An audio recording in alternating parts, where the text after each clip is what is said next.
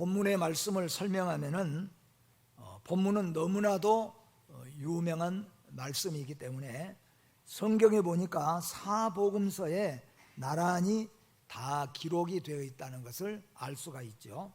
예수님은 특별히 세상에 오셔서 갈릴리를 중심으로 많은 활동을 하셨고 또 많은 역사를 나타내 주셨다는 것을 우리는 성경을 통하여서 잘 알고 있습니다.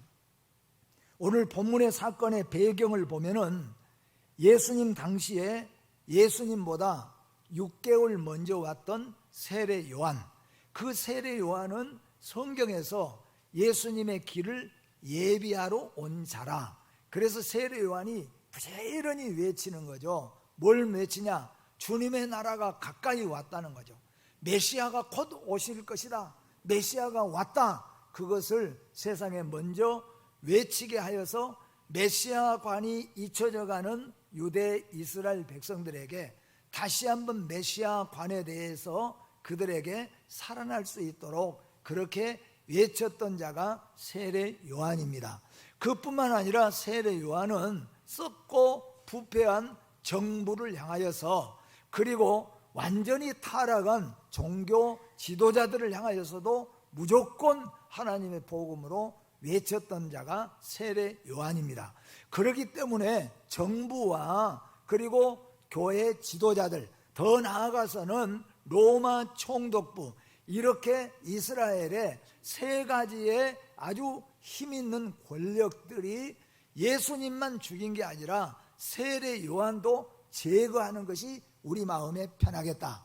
그리고 세례 요한을 제거해야 우리 모든 사람들의 민심들이 흔들리지 않겠다. 그렇게 판단을 했기 때문에 결국에는 우리가 아는 대로 많은 여론들은 세례 요한을 보호하고 살리려고 했지만은 결국 세례 요한은 헤롯의 지시에 따라서 목이 베어져서 그 머리가 소반에 담겨져서 그는 죽고 말았다는 것이죠.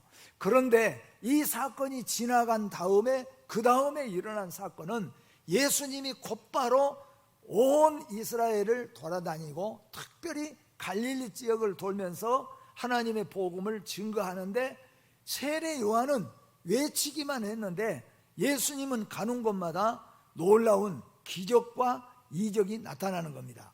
죽은 자가 살아나고 병든 자가 고침을 받고 우리가 잘 아는 대로 바람과 또는 파도도 잔잔케 하시고 얼마나 많은 놀라운 능력과 역사가 나타납니까? 그러니까 갈릴리를 중심으로 해서 이스라엘 유대 땅에 다시 한번 또 마음의 바람이 불기 시작합니다.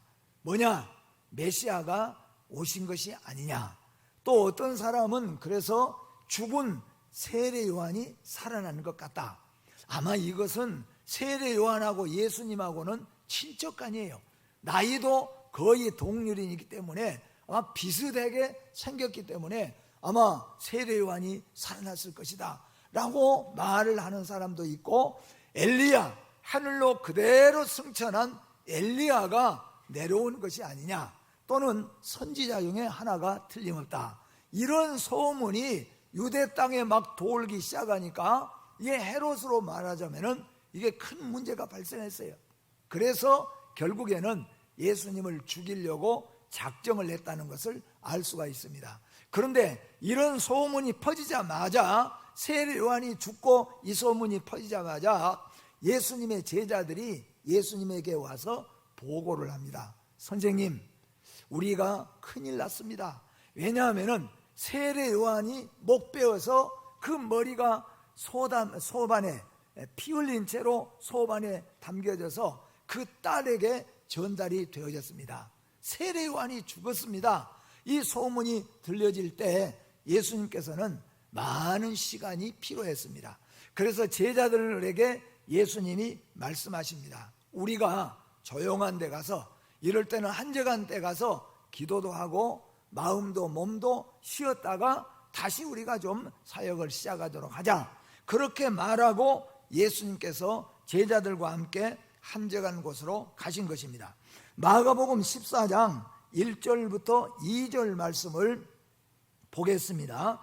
그때 분봉왕 헤롯이 예수의 소문을 듣고 그 신하들에게 이르되 이는 세례 요한이라 그가 죽은 자 가운데서 살아났으니 그러므로 이런 능력이 그 속에서 역사하는도다 하더라. 그런데 누가복음 9장 7절과 9절에 가서 보면은 헤롯이 세례 요한만이 아니라 엘리야가 다시 내려왔다, 또 선지자 중에 하나다, 이런 내용이 기록되어 있습니다. 그러니까 지금 이스라엘은 아주 온통 혼돈에 빠져 있습니다.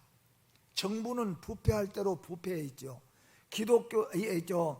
교회 종교 지도자들은 타락할 대로 타락해 있죠. 로마 총독부는 더 세금을 많이 걷어가기 위해서 이스라엘을 괴롭히죠. 그렇다고 해서 이스라엘 백성들은 하나로 뭉쳐야 되는데 이스라엘 백성들도 너무 가난하고 시대가 혼란하다 보니까 어디로 가야 될지, 어느 것이 진리인지, 이럴 때 어떻게 해야 되는지 알 수가 없는 거예요. 그래서 이스라엘은 생각하는 겁니다. 이럴 때 우리나라에 참 지도자가 하나 났으면 좋겠다. 이 혼탁한 때에 우리나라를 바로 세울 수 있는, 우리나라에게 진리를 그리고 의의 길로 인도할 수 있는 지도자가 나와야 되겠다. 이런 말들이 사람들이 앉은 곳마다 일어나기 시작했어요. 그런데 거기서 세례 요한이 외치기를 메시아가 오신다고 외치니까, 그러니까 사람들이 그가 누구일까? 라고 했을 때는 메시아라는 거예요. 우리나라를 건져줄 자, 우리나라를 지도해 줄 자, 이끌어 줄 자, 이런 도탄에서 살려줄 자, 메시아를 그리워합니다. 근데 이제 중요한 것은 참된 믿음을 가지고 하나님의 나라를 기다린 자는 우리를 죄와 죽음과 사망에서 건져줄 메시아, 영원한 우리의 구주 되신 메시아를 진정으로 기다리는 아리마대 요셉이라든가 니고데모라든가 그 외에 일부 참 믿음의 사람들도 있었는가 하면은 대부분의 사람들은 이제 어떤 메시아를 기다리는가? 우리나라에 마치 세계적으로 생각해 본다면은 무슨 나폴레옹이나 시저나 이런 힘 있는 영웅이 하나 나타나서 우리나라를 확 이렇게 건져줄 그런 메시아로 기다렸다는 거예요. 그런데 나중에 예수님이 나타나니까 모든 사람들이 예수가 우리나라를 썩은 정부에서 또 타락한 지도자, 종교 지도자들 로마에서 건져줄 자다, 그렇게 생각을 했는데 잘 아는 것처럼 예수님은 너무 힘없이 잡혀가지고 한마디도 말씀도 안 하시고 끌려가서 결국에는 십자가에서 피 흘리고 죽으시고 마는 거예요. 그래서 사람들이 예수에 대해서 실망했던 겁니다. 그런데 오늘 본문으로 돌아가서 세례 요한이 살아났다, 이런 소문이 일어나기 시작하기 때문에 예수님께서 갈릴리로 잠시 피신을 하셨던 겁니다. 그런데 마태복음 14장 13절에 보니까 요한의 제자들의 세례 요한의 순교를 보고 들으시고 배를 타고 빈들로 가시자, 그렇게 예수님이 말씀하셨다고 하고, 마가복음 6장 31절에는 제자들에게 따로 한적한 곳에 가서 잠깐 쉬어라, 그렇게 예수님이 말씀하셨다는 거예요.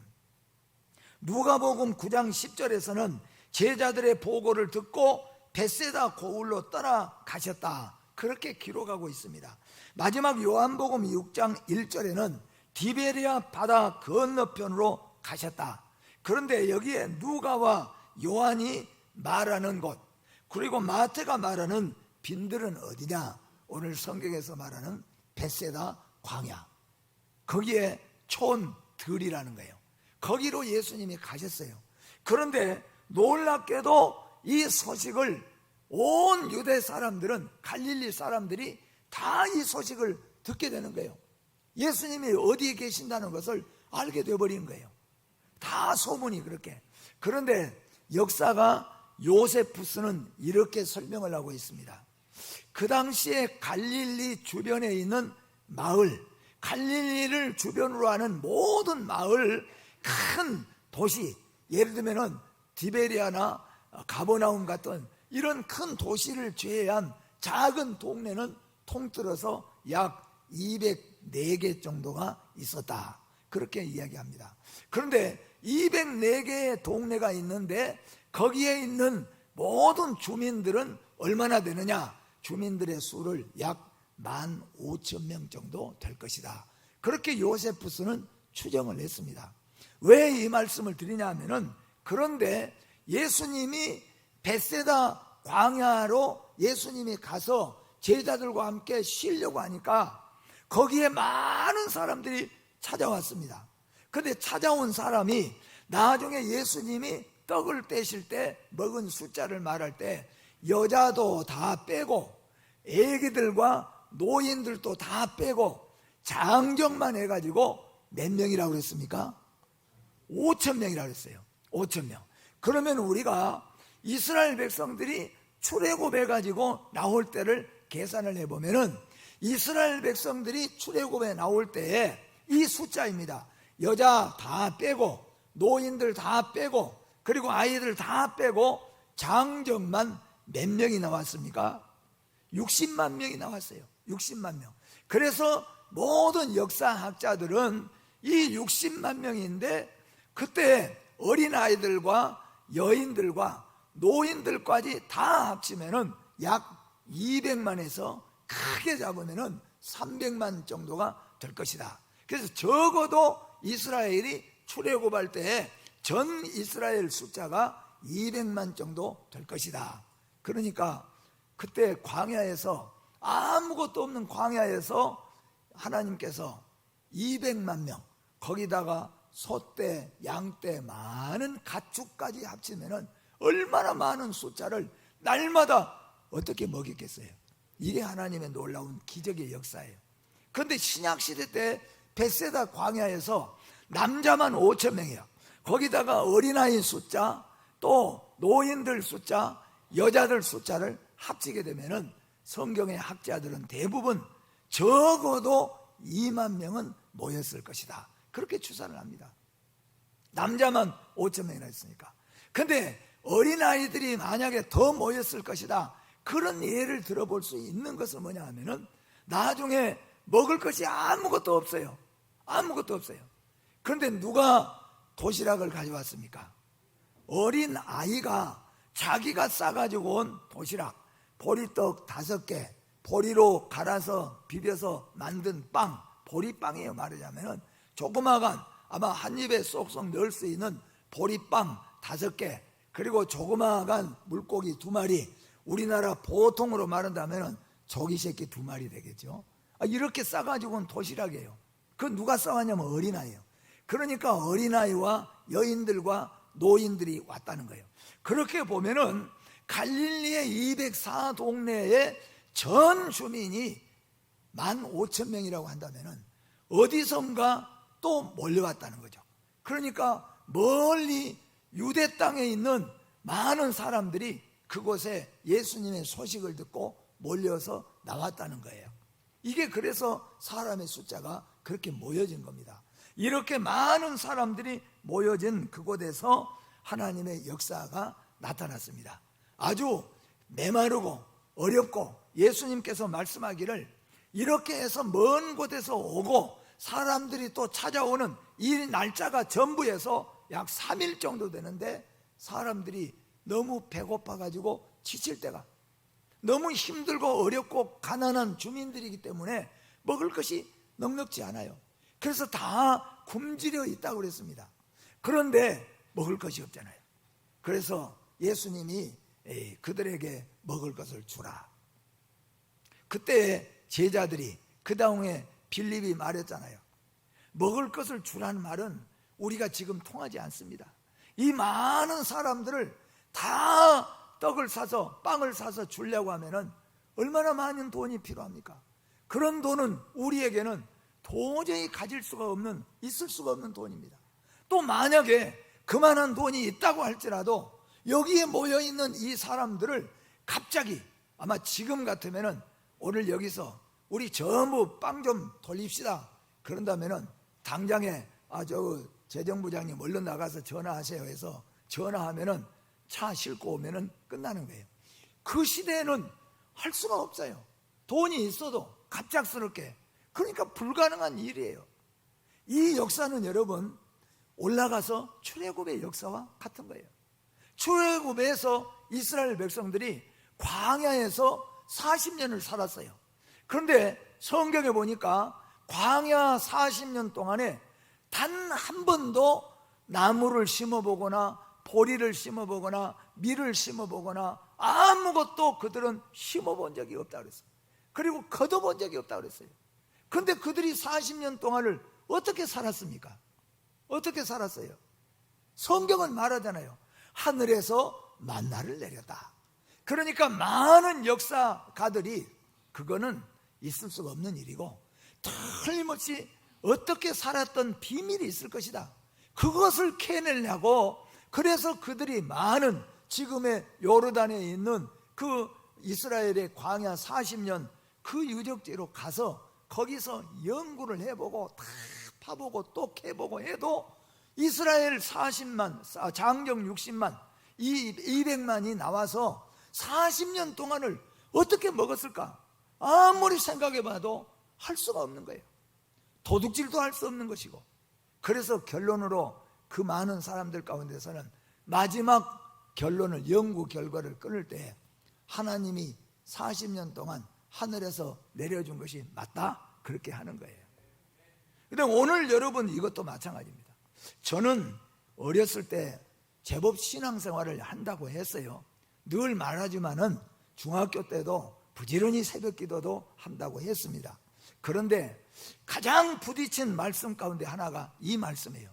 죽은 자가 살아나고 병든 자가 고쳐진 것은, 그건 뭐 내가 그냥 예수님이 안 고쳐져도 심한 독감 든 사람이 보름 한 달 되면은 죽을 뻔한 사람이 또 살아서 걸어다니기도 하니까 그거는 그냥 이해가 되는데, 도저히 이해가 될 수 없고 믿어지지 않는 것이 오병이어의 역사예요. 보리떡 5개, 물고기 2마리, 그걸 가지고 남자만 5,000명이 먹고도 몇 광주리가 남았다고요? 12광주리가. 아무리 생각을 하고 또 생각을 해도 믿어지지를 않는 거예요. 그래서 그때부터 신앙에 병들기 시작한 거예요. 그러면서 나중에는 뭐예요? 창조도 이제는 안 믿어지는 거예요. 예수님의 십자가에 죽으시고 부활도 이제는 의심이 가는 거예요. 그래서 제가 하나님 앞에 매달렸던 거예요. 하나님, 창조주 하나님, 오병이어의 기적을 베푸신 하나님, 살아계시면 보여주시고 믿음을 달라고 기도한 거예요. 아마 우리 많은 성도들 가운데서, 신앙생활하는 사람들 가운데서도 진정으로 이 말씀을 눈여겨본다고 한다면 보리떡 5개, 물고기 2마리, 제가 우리나라로 말한다면 김밥 정도 되지 않겠어요? 그런 거 김밥 조그마하게 한 입에 애들이 먹을 수 있는 그것하고 물고기 2마리, 그것이 남자만 5,000명. 그거 오늘 성가대 준다고 누가 먹겠어요? 성가대 줘서. 그래서 저는 무슨 생각도 했냐면은, 옛날 어른들이 이런 말 하잖아요. 콩 하나도 10명이 나눠 먹고 물에다 던지니까 퐁당 소리 나더라. 그런 말을 여러분 들어본 적 없어요? 저만 들어봤어요?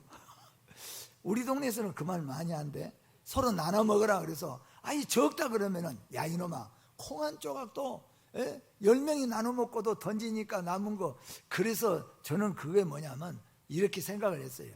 아마 아빠가, 나는 아까 먹고 왔으니까 당신하고 애기들 먹으라. 엄마가 있다가, 나도 먹었어요, 집에서 이것저것 주워 먹었어요. 안 먹었지만은 뭐예요? 애들 먹이려고. 아마 사랑이 넘쳐서 그런 역사가 일어나지 않았을까, 그런 생각도 해봤다니까요, 어렸을 때. 그런데 정말로 하나님 살아계신 것을 체험하고 하나님이 은혜와 믿음을 주실 때 오병 역사가 믿어지지 않으면은 기독교는 있을 필요가 없어요. 창조주가, 창조가 믿어지지 않으면은 기독교는 존재할 필요가 없는 거예요. 그래서 사도 바울은 이렇게 말하는 거예요. 창조나 오병이어나 부활의 역사가 없다고 한다면은 기독교가 가장 큰 사기단체고, 기독교를 전하는 자가 가장 큰 사기죄를 짓고 있는 것이라. 그런데 사도 바울은 그렇죠. 나는 믿는다고 그랬어요. 여러분, 오병이어의 역사를 믿으시기를 주의 이름으로 축복합니다. 그래서 오늘 이 오병이어의 역사가 가난하고 굶주리고 또 어려웠던 이건 여러분 한 끼만 배불리 먹고 끝나는 것이 아니라 오늘 벳세다 광야에 모인 사람들에게 희망이 생긴 거예요. 소망이 생긴 거예요. 왜 그러냐면은 예수님 때문에 희망과 소망이 생겼습니다. 정말로 우리 집에 너무 가난한 데다가 로마 총독부에서 계속 걷어가지요. 종교 지도자, 종교에서 또 무슨 건물 건축한다 어쩐다 다 걷어가지요. 그리고 정부에서 헤롯 왕가에서 또 걷어가지요. 백성들이 살 길이 없어요. 가문과 흉년은 계속되고 실제적으로 먹을 것이 없다는 거예요. 우리나라도 옛날 보릿고개 실제적으로 저희들만 해도 그렇게까지 어려운 시대는 아니었잖아요. 그러나 우리 간식이 뭐였습니까? 그저 삐비 까서 먹고 이런 것들이 그냥 먹는 간식이었어요. 지금 아이들은 상상할 수 없는 그런 것들이죠. 그 이전에는 얼마나 가난했겠습니까? 이런 이스라엘 나라에 앞으로 우리나라가 어떻게 될 것이냐는 거예요. 정부는 완전히 타락해가지고 정권 다툼하고 있고 어떻게 하든지 돈 걷어가지고 그저 뭐 살려고 하죠. 또 지도자들은 종교 지도자들대로 타락해가지고 계속 헌금을 요구하겠죠. 로마 총독부에서는 계속 또 퍼져가죠. 농사는 아무것도 잘 안 되죠. 그러니 국민들이 다 어려움에 빠졌어요. 그런데 오늘 벳세다 광야에서 이 역사는 오늘 모여있는 이 백성들에게 희망을 주는 시간이었어요. 소망을 주는 시간이었습니다. 살 길을 주신 거예요. 오늘 예수 그리스도가 혹시라도 사랑하는 성도 여러분 가운데서는 생활고가 있거나 질고로 인하여 고생하거나 아니면 마음이 편치 못해서 불안하거나 어려움 속에 있다고 한다면 오늘 예수 그리스도를 모시고 예수 안에서 풍요로운 명절, 풍요로운 삶을 사시기를 주의 이름으로 축복합니다. 오늘 벳세다 광야 빈들에 굶주려 있어요.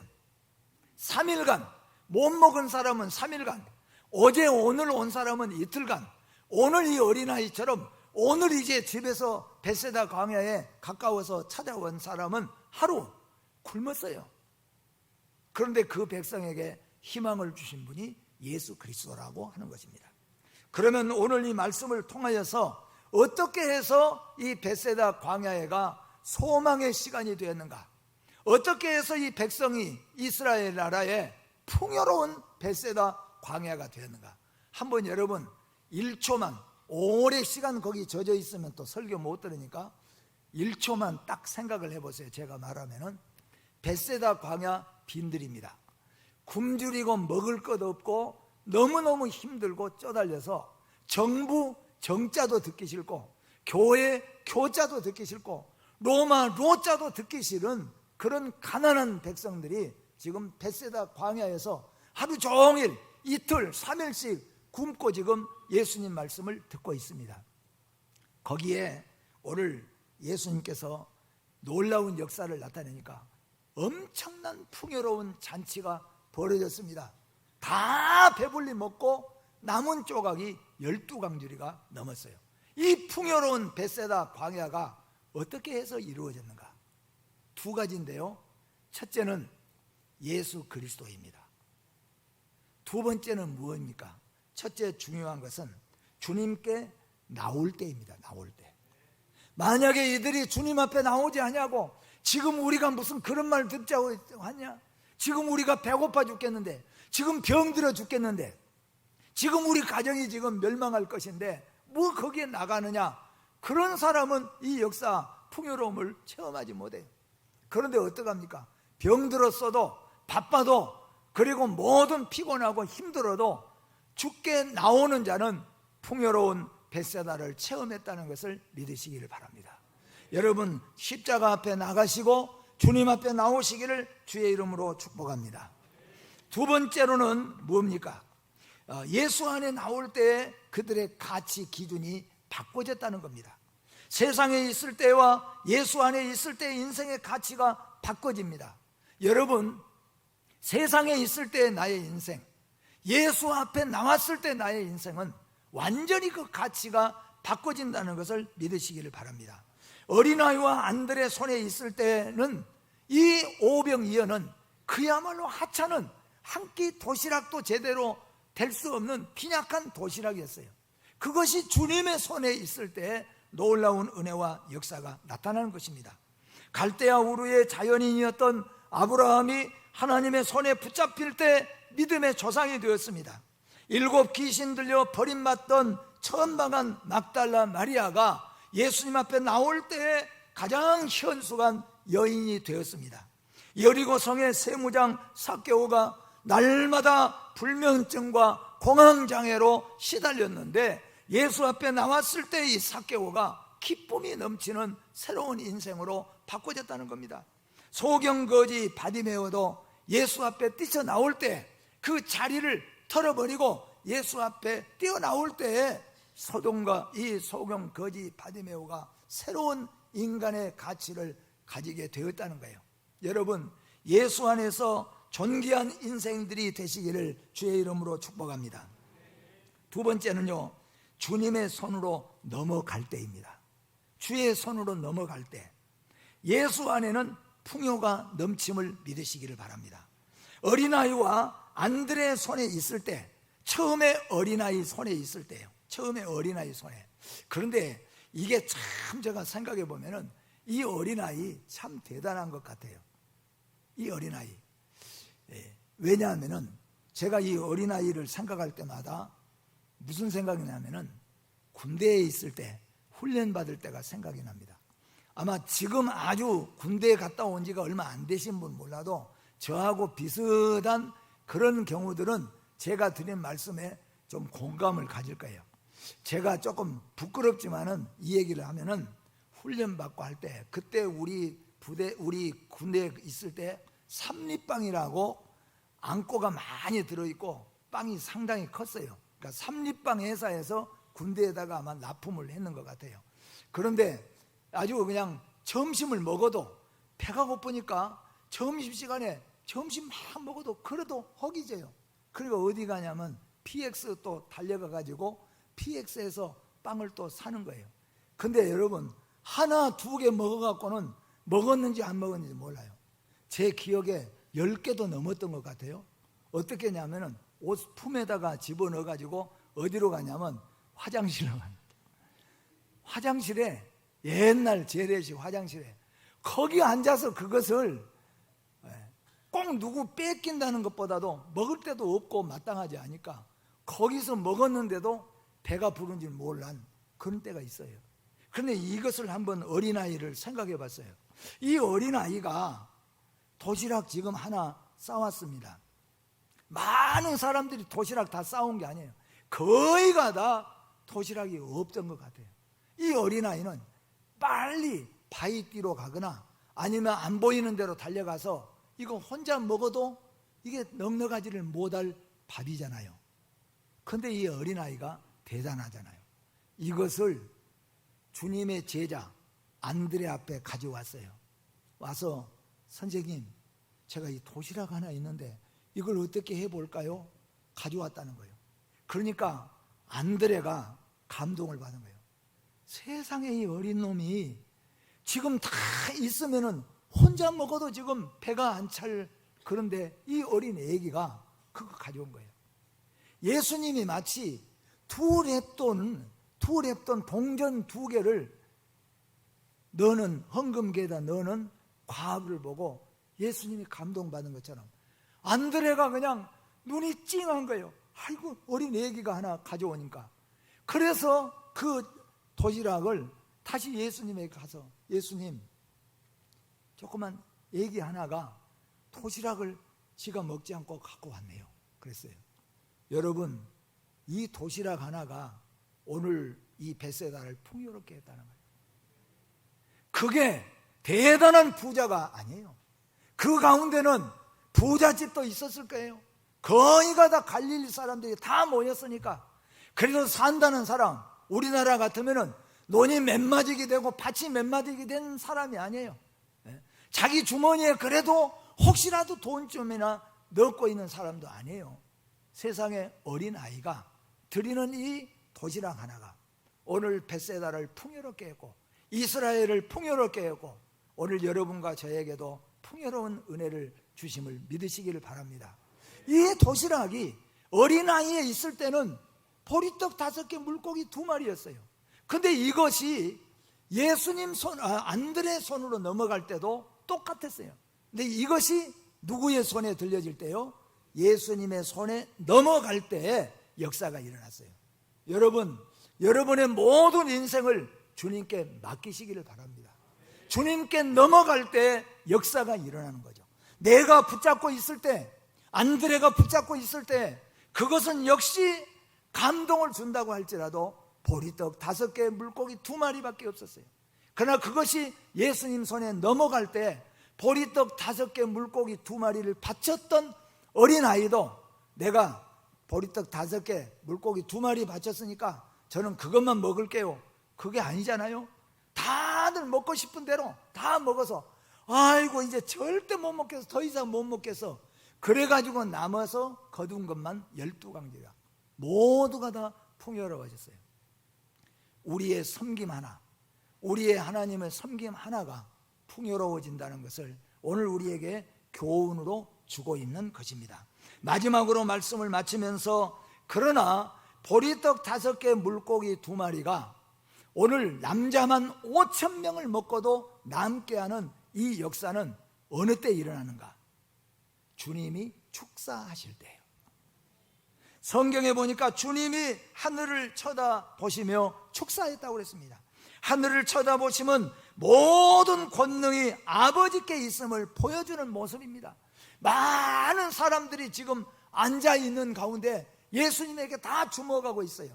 그때 예수님께서 하늘을 쳐다보신 것은 하늘의 천지를 창조하신 아버지 하나님의 권능을 많은 사람들에게 보이는 거예요. 그리고 예수님이 축사하셨어요. 축복하셨습니다. 그리고 떼어서 줄 때 놀라운 기적의 역사가 일어났잖아요. 보리떡 5개 물고기 2마리가 남자만 5,000명이 먹고도 12강지리가 넘는 역사가 일어났습니다. 보리떡 5개 물고기 2마리, 그야말로 초라한 식탁입니다. 그야말로 굶주린 벳세다입니다. 그야말로 불평과 불만이 아주 넘쳐났던 벳세다 광야였습니다. 그런데 이 보리떡 5개 물고기 2마리가 주님께 바쳐지고 주님이 축사할 때 벳세다 광야에는 평화로운 벳세다 광야, 풍요가 넘치는 벳세다 광야, 사랑이 넘치는 벳세다 광야가 되었습니다. 오늘 제가 이 말씀을 드린 것은 사랑하는 성도 여러분의 이번 명절 여러분의 식탁에 주님이 함께 하셔서 풍요로운 명절 되시기를 바랍니다. 여러분의 삶 위에 주님이 함께 하여서 평화로운 풍요로운 여러분의 인생들이 되시기를 주의 이름으로 축복합니다. 기도하겠습니다. 거룩하고 자비로우신 하나님 감사합니다. 오늘 또 주신 말씀들 우리가 잘 기억하여서 믿음으로 살게 하여 주시고 하나님께 드려질 때 하나님의 손에 넘겨질 때 놀라운 기적과 역사가 일어났고 이스라엘이 60만 장정이 광야에서 먹을 수 있었던 것은 하나님이 하늘에서 내려주시는 만나였다는 것을 또한 우리가 기억하게 하여 주시옵소서. 험악한 세상 살아가는 동안에 우리에게 희망이 되시고 소망이 되신 예수님의 이름으로 기도하옵나이다. 아멘.